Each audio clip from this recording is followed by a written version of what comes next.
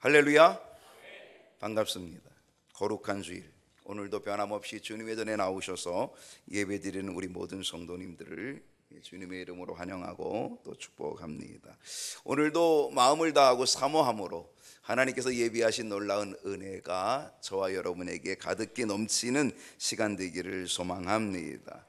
교회력으로 오늘 사순절 두 번째 주입니다. 두 번째 주일입니다. 그리고 달력으로는 2월의 마지막 주일입니다. 또 한 달이 지나가는 느낌이 어떻습니까? 2024년 두 달이 지나가는 느낌이 어떻습니까? 아무 느낌 없으십니까? 또 가는구나 이렇게 생각하십니까? 아니면은 이제 꽃피는 3월이 곧 오니 희망적이십니까? 희망적이면 좋겠습니다. 3월에는 또 부활절도 있습니다. 3월 마지막 31일이 부활절이니까 또 이 부활의 소망도 가득한 은혜가 있으면 참 좋겠다 이런 생각을 해봅니다. 우리 옆에 있는 분하고 인사합니다. 잘 오셨습니다. 큰 은혜 받읍시다. 네, 오늘 사순절 두 번째 주일 저와 여러분 함께 나눌 말씀의 제목은 주님의 원하심입니다. 주님이 뭘 원하실까? 주님이 원하시면 대단히 많을 거예요. 여러분 성경을 읽다 보면 주님께서 우리에게 원하시는 일들이 한두 가지겠어요? 대단히 많을 겁니다. 주님의 원하심 아마 감이 잘 안 잡힐지 모르겠습니다. 오늘 이 제목 가지고는 목사님 도대체 무슨 말씀하시려나 감이 잘 안 잡힐 수도 있을 것입니다. 주님의 원하심이 뭘까라고 하는 거죠. 질문 한번 드려보겠습니다. 여러분 그리스도 안에 계십니까? 주님 안에 계신 거 맞습니까? 그리스도 밖에 계신 것은 아닌가요? 제가 주님 안에 있습니까? 그리스도 안에 있습니까? 라고 하면 여러분이 아멘도 하고 이렇게 대답했습니다. 네, 아마 대부분의 사람들이 그렇게 말할 것입니다. 초신자가 아니라면 대체로 그리스도 안에 있다고 이야기할 것입니다. 그러면서 아마 여러분들은 저한테 이렇게 반문할지 몰라요. 그리스도 안에 있으니까 오늘 교회 왔잖아요. 그리스도 안에 있으니까 오늘 우리가 예배 드리잖아요. 오늘 날씨도 좀 약간 우중충한데 근데도 열심히 달려왔잖아요. 우리가 그리스도 안에 있는 거 맞잖아요. 아마 이렇게 말할 수도 있을지 모르겠습니다. 근데 여러분 우리가 분명히 알아야 될 것은요, 교회 안에 있다는 것, 교회 안에 있다는 것이 그리스도 안에 있다는 말과 똑같진 않다는 것입니다. 교회 안에 있어도, 교회에서 예배드리고 있어도 그리스도 밖에 있는 분도 분명히 있을 수 있다는 사실입니다. 그렇다고 두리번거릴 필요는 없습니다. 누가 교회 밖에 있지? 그렇게 보실 필요는 없습니다. 중요한 것은요, 나 자신이 먼저 그리스도 안에 확실하게, 그리스도 안에 확실하게 있는지를 살펴봐야 되는 거죠. 누가 그리스도 안에 있고 누가 그리스도 바깥에 있지 두리번거릴 필요 없다는 거예요. 내가 그리스도 안에 있는지를 확실히 살펴야 된다는 거죠. 어떻게 하면 내가 그리스도 안에 있는지 확실히 알 수 있을까? 내가 그리스도 안에 있는지 내가 그리스도 밖에 있는지 어떻게 알 수 있을까? 여러분 그 방법이 의외로 간단합니다. 고린도후서 5장 17절 말씀은 우리가 이미 암송했던 요절 말씀이거든요. 다 같이 한번 읽어봅시다. 시작. 그런즉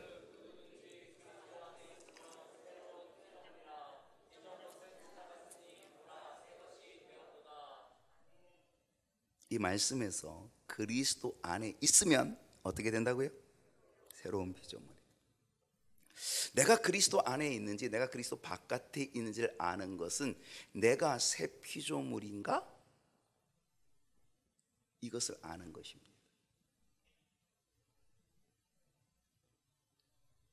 내가 예수님을 믿고 내가 예수님을 알고 예수님을 믿은 후에 내가 새로운 피조물이 되었는지 아닌지를 살펴보면 답이 나온다는 거예요. 이 새로운 피조물이 뭐예요? 이전 것은 지나갔으니 보라 새 것이 되었다. 이전 것이 지나가는 겁니다. 예수 믿기 전에 것들이 지나가야 되는 거죠. 예수 믿음으로 달라져야 되는 거죠. 지나가야 되는 거죠. 근데 내가 예수를 믿는데도 불구하고 이전 것이 그대로 남아있으면 안 된다는 거예요. 이전 것이 지나가야 된다는 거예요. 그게 뭐예요? 변화, 새롭게 되는 변화, 그게 새로운 피조물이라고 하는 사실입니다. 내가 예수를 믿고 내가 신앙생활하고 교회 다닌다고 하는데 다른 사람이 아이고 뭐 쟤는 뭐 교회 다닌다고 하고 예수 믿는다고 하는데 뭐 옛날이나 지금이나 똑같네. 그 뭐예요? 이전 것이 지나갔어요? 안 지나갔어요. 그럼 뭐예요? 새 피조물이 아닌 거죠. 그럼 그리스도 안에 있는 게 아니라 그는 여전히 그리스도 밖에 있는 거죠. 이 말씀 속에 아주 중요한 한 단어가 있습니다. 그 단어가 뭐냐면 누구든지입니다. 예외가 없습니다. 누구든지. 저도 그렇고 여러분도 그렇고 누구든지 그리스도 안에 있으면 새로운 피조물이라. 즉 누구든지 그리스도 안에 있기만 하면 그 사람은 반드시 새로운 피조물이 된다라고 하는 거죠. 누구든지 된다는 겁니다. 나는 되고 저 사람은 안 되고 아니고 저 사람은 되고 나는 안 되고가 아니라 누구든지.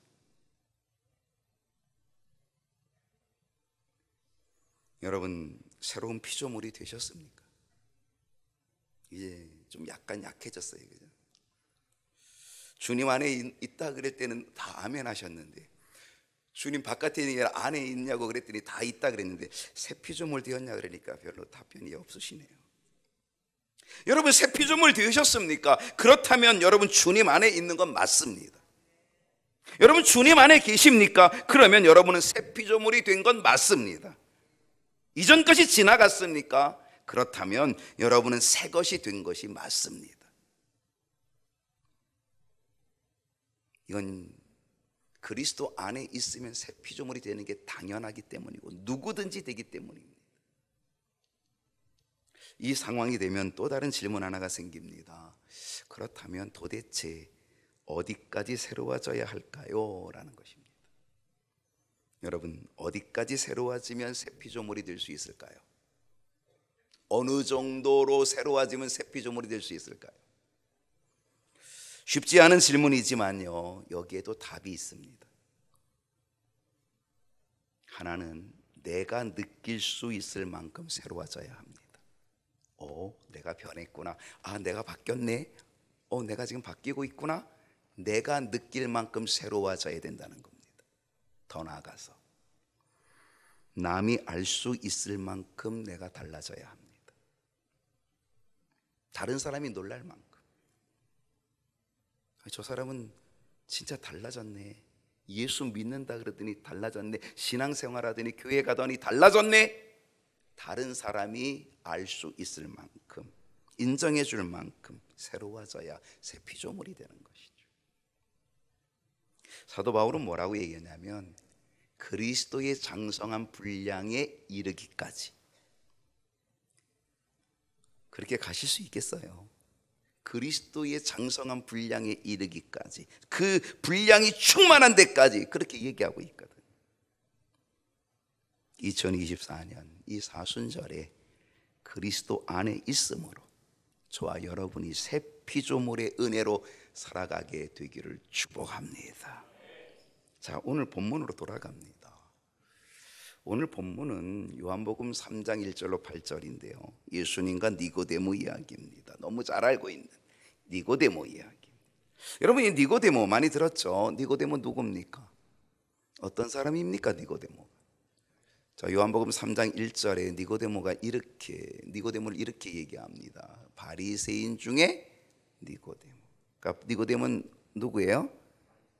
바리새인이에요. 여러분 바리새 하면 뭐예요? 분리됐다는 거죠. 나는 너하고 달라. 나는 이 세상과 분리됐어. 나는 죄와 분리됐어. 나는 거룩한 영역에 있어. 이 분리됐다는 거예요. 바리새 분리됐다라는 뜻이거든요. 그러니까 이 바리새인들은요 자기 자신들에 대단한 자부심이 있어요. 나는 세상과 분리됐고 세속과 분리됐고 그래서 나는 대단히 영적인 사람이야 라고 하는 거죠.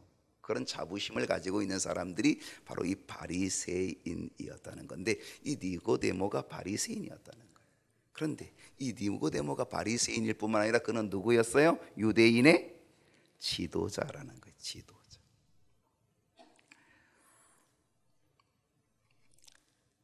개역 성경에서는 뭐라고 되어 있냐면은, 개역 성경에서는 유대인의 관원 이렇게 되어 있다라고 하는 것입니다.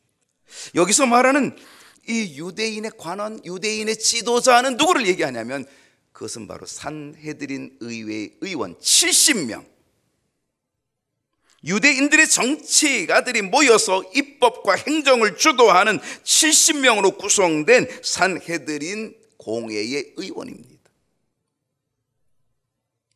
그러니까 정치적으로 종교적으로 대단한 열심을 가지고 있는 사람,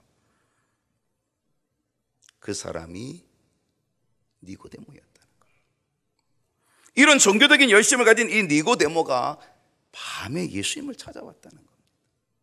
왜 밤에 찾아왔을까요? 그만큼 지위가 높다는 겁니다. 그래서 남들의 눈을 피해서 밤에 예수님을 살짝 찾아온 것이죠. 3장 2절을 보게 되면 그가 밤에 예수께 와서 이르되 뭐라고 얘기했어요? 랍비요. 전 기가 막힙니다. 여러분, 바리새인의 입에서 예수님을 랍비요. 랍비라는 게 뭐예요? 선생님. 예수님이 십자가 지시고 무덤에서 부활하시는 그때에 그 부활하시는 그 모습, 울면서 예수님의 시체를 찾고 있었던 이 마리아가 예수님의 음성을 듣고 라보니요, 랍비요 그랬거든요. 선생님이요, 그 말이거든요. 근데 지금 누가 얘기하고 있어요? 바리새인이, 니고데모가 예수님을 뭐라고 불러요? 랍비요. 이건 말도 안 되는 얘기입니다. 이 바리새인들은요, 예수님하고 아주 적대적 관계죠. 예수님을 핍박하고 예수님을 죽이는데 앞장섰던 그 사람들이 바리새인들이거든요. 근데 바리새인이면서 예수님을 랍비어라고 이야기한다는 건 이건 대단한 일이죠. 그러면 그 다음에 뭐라 그랬어요?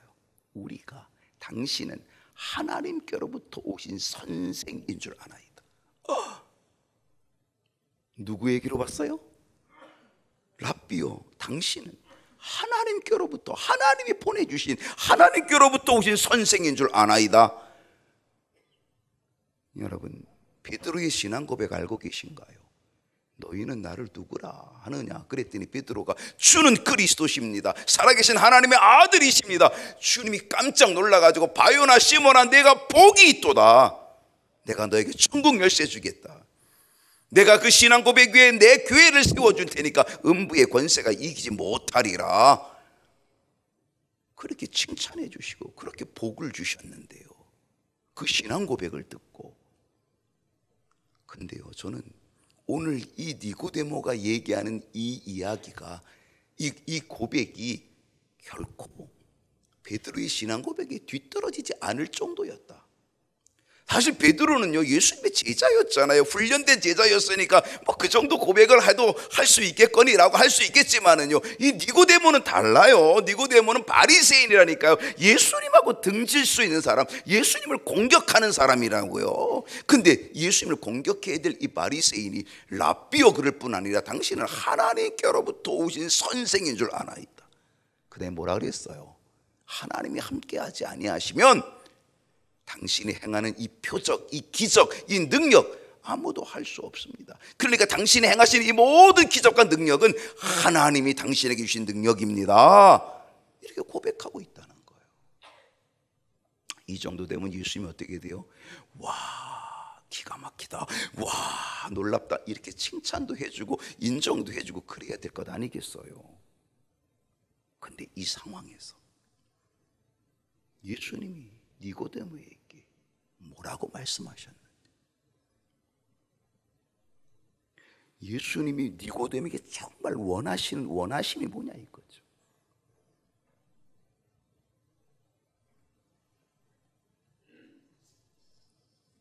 오늘 주제로 돌아가 봤어요. 주님께서 니고데모에게 원하신 것이 뭘까요? 그 첫째는 거듭남입니다.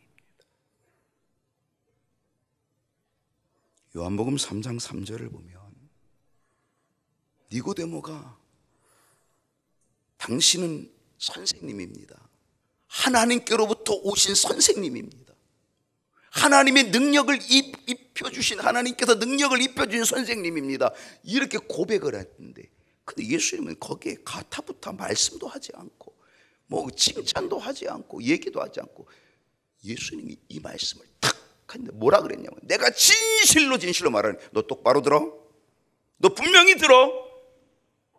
너 그렇게 말했다고 내가 뭐 칭찬해주고 그런 게 아니라, 너 정말 여기서 이 시점에서 너 정말 중요한 거 내가 가르쳐 줄 테니까 똑바로 들어, 이렇게 말씀하시는 거예요. 내가 진실로 진실로 내게 이르노니 사람이 뭐예요? 거듭나지 아니하면, 거듭나지 않으면 하나님 나라 볼 수 없다는 거지.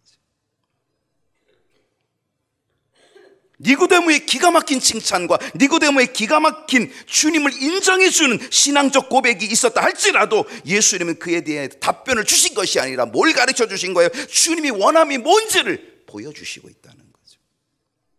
그게 뭐예요? 거듭남이에요.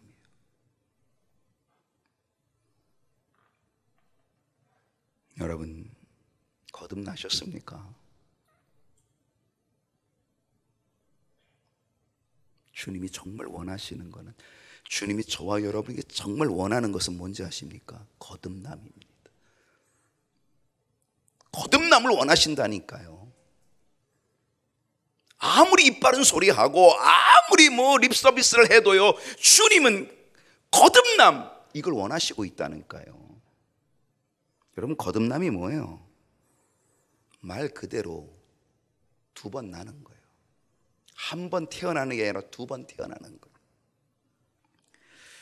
거듭나야 된다 그랬더니 니고데모가 뭐라고 얘기했냐면요, 유대인의 관원인, 지도자인, 선생격 되는 그 니고데모가 이렇게 말했어요. 4절을 보니까 이렇게 얘기했습니다. 다 같이 한번 읽어볼까요? 시작.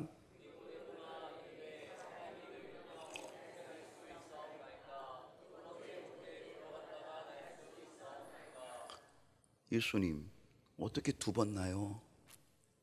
어머니 뱃속에서 한 번 났으면 그만이지, 여기서 있다가 다시 또 어머니 뱃속으로 쏙 들어가나요? 그리고 다시 또 태어나나요? 어떻게 두 번 나요? 어떻게 거듭나요? 이게 말이 됩니까? 이런 얘기죠. 근데 예수님 뭐라 그래요? 거듭나지 아니하면 하나님 나라 볼 수도 없고 하나님 나라 들어갈 수 없다라고 분명하게 얘기합니다. 그러므로 우리는 어때요? 반드시 거듭나야 됩니다. 근데 이 거듭나는 게 뭐예요? 두 번 나는 거예요. 어떻게 나는 게 거듭나는 걸까요? 한 번은 육으로 나는 겁니다. 부모님의 자녀로 나는 거죠. 우리는 부모님의 자녀로 다 태어났잖아요. 우리는 다 호적의 이름을 가지고 있잖아요. 그게 부모님의 자녀로 태어난 거잖아요. 그것이 한 번 태어난 것입니다. 그런데 두 번째 태어나는 건 뭐냐? 거듭나는 건 뭐냐? 그건 영으로 태어나는 거예요. 영적으로. 어떻게 태어난다? 요한복음 1장 12절을 보면요, 이렇게 태어나는 겁니다. 영접하는 자, 예수님을 영접하고 예수님의 이름을 믿는 자들에게는 누구의 자녀로?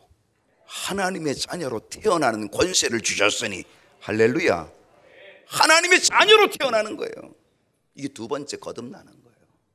첫 번째는 부모님의 자녀로, 두 번째는 하나님의 자녀로 태어나는 거예요.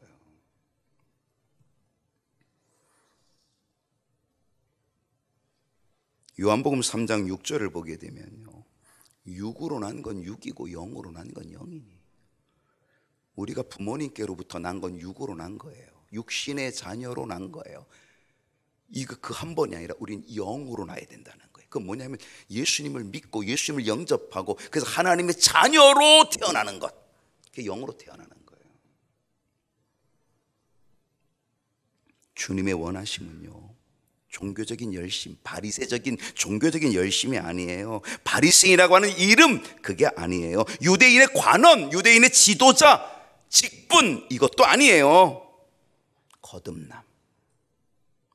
정말 주님이 저와 여러분에게 원하시는 거는요, 거듭남.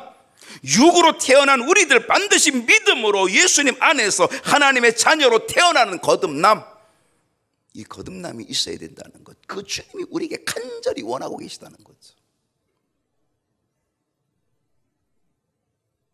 거듭남의 은혜가 있기를 축복합니다. 니고데모를 향한 주님의 원하심은 뭘까요?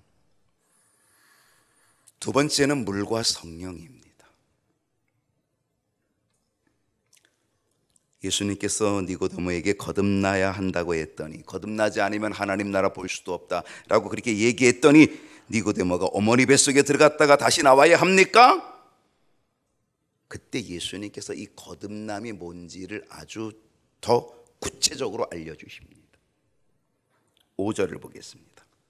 자, 다 같이 한번 5절 읽습니다. 시작. 예수께서 대답하시되 진실로 진실로 내게 이르노니 사람이 물과 성령으로 나지 아니하면 하나님의 나라에 들어갈 수 없느니라. 주님께서 진실로 얘기했던 게 뭐냐면, 너 똑바로 들어, 이렇게 진실로 얘기했던 게 뭐냐면, 사람이 거듭나지 아니하면 하나님 나라 볼 수 없어. 근데 아이고 어머니 뱃속에 들어갔다 또 나와요? 아니야, 그게 아니야. 그 거듭난다는 거는 이거야. 그러면서 정말 똑바로 들어, 이렇게 얘기하면 또 얘기하는 거예요. 진실로 이르노니 사람이 물과 성령으로 나지 아니하면. 거듭난다는 게 뭐냐? 물과 성령으로 난다는 거예요. 물과 성령으로 나야 하나님의 나라에 들어갈 수 있느니라. 들어가게 된다는 거죠. 여기서의 물이 뭘까요? 여기서의 물은 세례예요. 세례. 예수님께서요, 하나님의 일을 시작하시기 전에 예수님의 길을 준비한 사람이 있었어요. 예수님보다 6개월 먼저 태어났죠. 그래서 예수님의 길을 예비하고 준비한 사람이 있어요. 누구였어요? 세례 요한이었어요. 요한인데 그의 이름을 세례 요한이라 그래요. 왜? 그는 세례를 베풀기 위하여 이 땅에 사명으로 온 사람이에요. 그래서 세례를, 그 많은 사람이 그에게 와서 세례를 받아요. 그 세례 받을 때 어떻게 해요? 그들의 죄를 다 고백하고 세례를 받아요. 그래서 그 요단강에서 그들을 잠궈가지고 그들을 그 무덤강 속에다가 이제 다 세례를 주게 되었던 거죠. 예수님조차도 세례 요한에게 세례를 받으셨거든요. 이 세례가 뭐냐 이거죠. 이 물 세례. 세례 요한이 그랬어요. 나는 물로 세례를 주거니와 내 뒤에 오시는 분은 능력인데 그분은 너희에게 불과 성령으로 세례를 주시리라. 그게 물과 성령이거든요. 여기서 말하는 이 세례, 이건 뭐냐면요, 이건 회개를 얘기하는 거예요. 회개. 물의 상징은 씻어내는 겁니다. 우리의 모든 것, 이전 것은 지나갔으니 그 이전 것들을 씻어내는 것, 이게 세례거든요. 이게 물의 역할이라고 하는 거죠. 또 이 세례, 이 물이 가지고 있는 또 다른 의미는 죽음입니다. 예수님 당시 세례는 어떻게 받았어요? 요단강에 풍덩 몸이 잠기는 것, 그렇게 세례를 받았습니다. 여러분, 세례를 줄 때 제가 물을 어디다 뿌리죠? 보셨나요? 제가 딴 데 안 뿌리죠. 어디 뿌려요? 머리 위에 뿌립니다. 여기에는 아주 중요한 의미가 있습니다.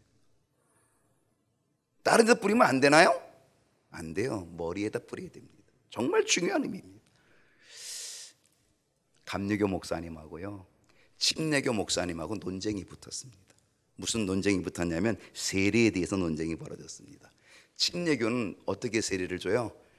물에 콱 담그는 침례로 세례를 줍니다. 그래서 이 침례교 목사님이 감리교 목사님한테 당신네들의 세례는 틀렸다고 이야기합니다. 왜 틀렸냐 그러니까 물속에 들어가야 된다는 거예요. 예수님도 요단강에서 물속에 첨벙 들어가서 그렇게 세례 받았는데 너희들은 뭐 그게 뭐냐고. 그럼 우리 세례가 틀렸다고 얘기하는 거예요. 그래서 감리교 목사님이 물어봤습니다. 그럼 니네 세례 줄 때 다 요단강 데리고 가서 세례 주니? 아니.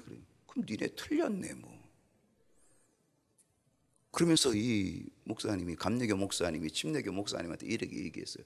그러면 너희들이 이 목욕통 같은 데다가 이렇게 물 담아놓고 세례를 주는 것 같은데, 근데 그 물을 허리까지 차게 하면 되니? 안 된다는 거예요.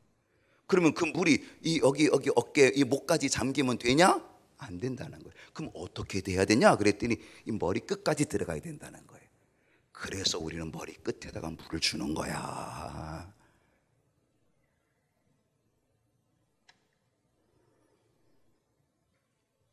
여러분, 왜 세례를 줄 때에 물을 머리에 뿌리는지를 알아야 합니다. 그것은 내가 세례를 받을 때에 나는 물속에 잠긴다라는 것이죠. 나는 물속에 내 머리 끝까지 잠겼다라고 하는 걸 의미하는 겁니다. 그때의 모습은 나는 물속에서 나는 죽었다. 그 물은 뭐예요? 무덤입니다. 나의 죽음의 자리입니다. 이전 것은 지나갔으니, 그래요, 이전 것을 지나가게 하는 죽음의 자리, 그것이 지나가야 보라 새 것이 되었도다. 새 것이 되는 역사가 나타나게 된다는 사실입니다. 그래서 물을 머리 위에 뿌리는 것은요, 나는 물속에 잠겼다, 나는 물속에서 나는 죽었다는 것입니다. 그리고 내가 물속에서 나는 죽었고, 내가 물속에서 나올 때에는 어떻게 나오는 거예요? 나는 그리스도의 사람으로, 하나님의 자녀로 새롭게 거듭나서 태어나서 나오는 거예요. 육신으로 이미 부모님의 자녀로 한번 태어난 우리들이 이제는 세례를 통하여 물속에서 나는 죽고 다시 태어나는 겁니다. 거듭나는 겁니다. 하나님의 사람으로, 그리스도의 사람으로. 그래서 나는 죽고 예수의 사람으로 새롭게 태어나는 것, 바로 그래서 물로 세례를 주는 거거든요. 그게 물과 성령으로 거듭나는 것입니다. 내가 물속에 들어가면요, 그 물이 나의 모든 걸 다 씻어줍니다. 깨끗하게 되죠. 회개함으로 깨끗해지게 되죠. 그리고 나는 이미 죽었으니까 나는 비워지고 아무것도 없습니다. 그 비워진 나에게 뭐가 채워지는 거예요? 주의 성령이 채워지는 겁니다. 주님의 영 성령이 채워져서 물과 성령으로 거듭나는 역사가 일어나는 거죠. 그 거듭남이 물과 성령으로 나지 아니하면 하나님 나라에 들어갈 수 없느니라.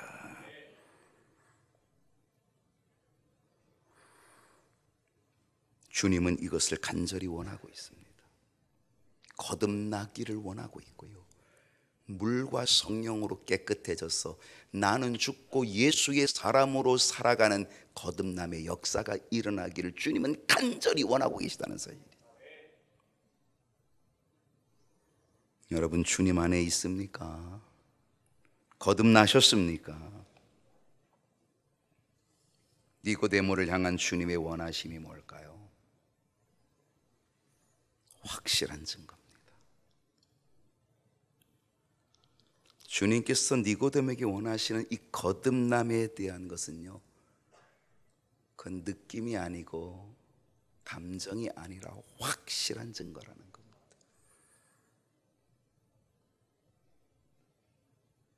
여러분이 구원받은 것과 같은 그러한 느낌이 아니에요. 확실한 증거예요.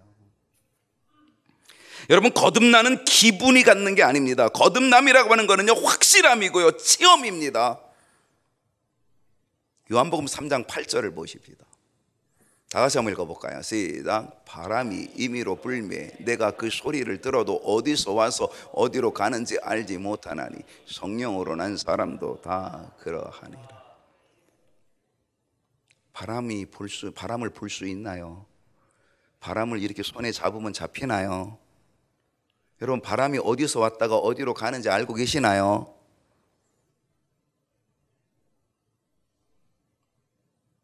우리는 그것을 알 수 없지만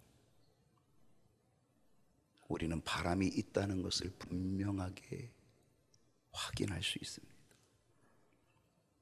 눈에 보인다고 바람이 안 보이는 게 아니라, 손에 안 잡힌다고 바람이 없는 것이 아니라, 바람이 있는 것을 내가 뭐해요? 체험하고 있습니다. 알고 있습니다. 뭐로 알아요? 내 뺨으로 알아요. 내 피부로 알아요. 내 스스로가 안다니까요. 내가 느끼고 있다니까요. 여러분, 여러분이 거듭났는지를 여러분이 느끼실 수 있습니다. 아실 수가 있습니다. 그건 확실한 겁니다. 느낌이 아니고 그냥 지나가는 게 아니라 확실한 겁니다. 거기다가 바람이 있는지는요, 나뭇가지 보면 알아요. 나뭇가지가 어떻게 해요? 태극기가 어떻게 돼요? 펄럭여요. 오, 바람이 있구나. 오, 바람이 세구나. 내 뺨으로 내가 느끼고 내가 체험하고 내 스스로 내 자신이 아는 것뿐만이 아니라 다른 사람도 알 수 있어요. 그게 확실한 증거가 되어야 되고요. 그게 거듭남, 주님이 원하시는 우리의 거듭남이죠. 내 몸이 느끼고 내 뺨이 느끼고 내 피부가 느끼고 나뿐만 아니라 나무를 보면서 다른 사람도 보게 되고 확실하게 보게 된다는 것. 누구도 부인할 수 없는 바람이 있는 존재를 보게 되고 확인하게 된다는 거죠. 성령으로 난 사람 다 그러하니라. 우리가 그걸 다 계산할 수 없고요. 바람이 어디서부터 어디로 왔는지 그걸 다 우리가 정말 설명하기 어려워요. 그러나 성령으로 난 사람 분명해, 확실해. 바람이 있는 것처럼 똑같이 있어. 성령으로 태어난 사람 똑같아. 성령으로 난 사람 똑같다는 거죠. 내가 느끼고 내가 알고 나뭇가지가 흔들림으로 나의 삶의 모습을 보면서 다른 사람도 알게 된다는 겁니다. 주님은 이걸 원하십니다. 우리의 거듭남을 원하시고 물과 성령으로 거듭남을 원하시고 그 거듭남은 다른 사람, 나도 알고 다른 사람도 알 수 있는 확실한 증거로 되기를 주님이 원하시고 있다는 거죠. 오늘 여러분의 거듭남이 확실하게 증거될 수 있기를 축복합니다. 사순절 두 번째 주, 물과 성령으로 거듭난 자의 삶으로 나뿐 아니라 다른 사람에게까지 확실한 거듭남의 증거를 보이며 살아가는 저와 여러분 될 수 있기를 축원합니다. 기도하겠습니다.